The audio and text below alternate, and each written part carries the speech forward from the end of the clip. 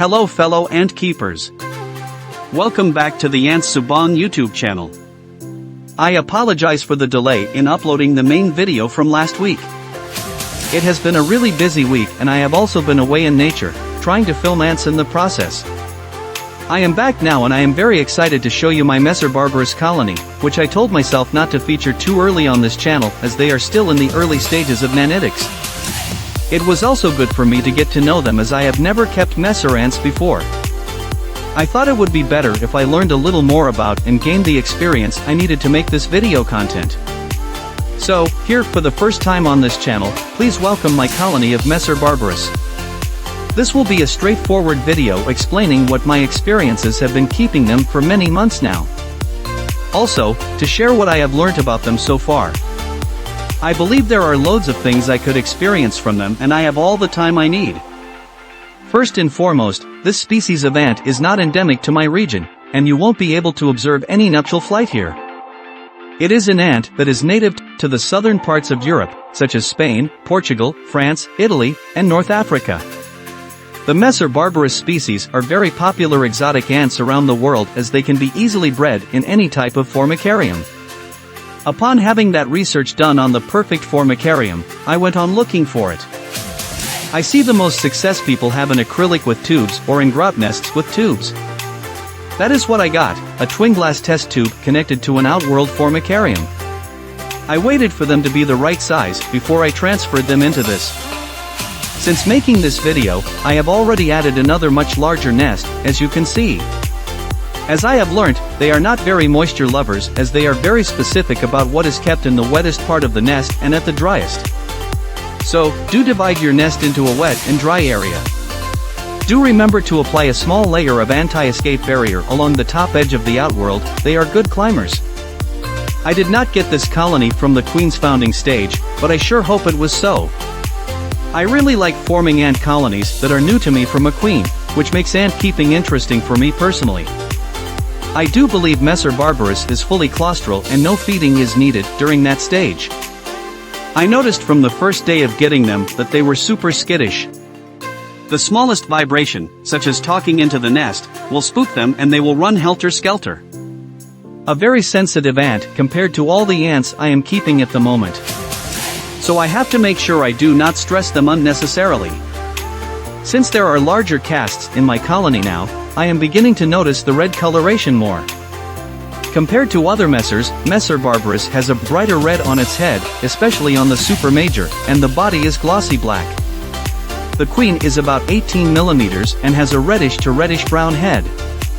The smallest workers are about 5 mm and the largest ones are 14 mm. After a few months of observing them as they grew bigger, they are not the type of ants that hurtle in the nesting part for most of the day. They are very active ants that walk around looking for something to do. You should provide a formicarium with a large outworld as these ants have a wide exploration range, so to speak. I knew my colony would grow into the hundreds within a few months and into thousands within a year. I am always thinking of how to have extra housing space for them, not just to roam but also for storing seeds. My colony is made up of a single queen and several hundred workers divided into castes, each with a specific type of responsibility. They are highly monogamous in the wild, but there are some instances where you can have two queens in a colony in captivity. I have yet to confirm this information. The smallest workers are like nest caretakers, the larger to medium-sized ones collect grains, and the largest, the majors, are colony defenders and are very good at it. Sometimes I do see them breaking down the seeds I gave them. On the topic of seeds, Messor Barbarus are known to have a few names, but one that is most common is that they are harvester ants. They stock up on seeds and have a supply of food for months in the wild. However, we must not give them too many seeds under our personal care to prevent them from germinating into sprouts. Also, another thing to take note of is that I did not give them seeds during the early stage of colony forming, as I do not believe the small nanitic workers could break into the seeds. So up to today, I can conclude that Messor's favorite food is seeds. Seeds have sugar that the ants can digest. They love the seeds so much that they do not even touch the insect feeders at one point of time. I buy them proper, good quality bird seeds, which are very expensive. those that are shiny and free from grain dust and other particles. Although Messor Barbarus feeds mainly on seeds, they also need protein that will be provided to the queen and the larva for their development. The best insect feeders that they really like are small-sized crickets. It's hard to explain why, but I have tried with mealworms, superworms, and giant crickets, but they do not really fancy them. Most likely, they like a wholesome meal, as I only crush the small crickets and give them whole. Since they love seeds so much, I only fed them protein 1 to 2 times a week and some honey water or sugar water. Returning to the seed feeding, I notice a strange habit of theirs with the seeds. The seeds are crushed into a powder form and pasted on the corner of the nest, which hardens and makes cleaning very demanding. I soon realized that the mounds of seed crumbs were actually food for their later consumption. I have seen them peeling it from the mound and eating it since it was moist from the cleaning I did on it. It is as though they are making seed biscuits. It is a very new and interesting experience for me, and that is a good thing for having a full acrylic setup. You can see everything. In terms of temperature, they should be in an ideal range from where they are from, to guarantee proper development.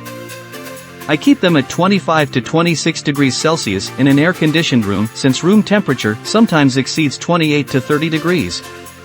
The broods in the pupae stages are naked, meaning they don't produce cocoons like many ants do. They do not sting, but they can bite. I have not taken a bite from them yet, but my tweezers are taking all the brunt of their bite force, especially from the majors. We also need to monitor the moisture level and not wet the nest too much if you are using plaster, grout, or soil as the substrate, as it could germinate the seeds. You don't want sprouts popping up everywhere in the nest.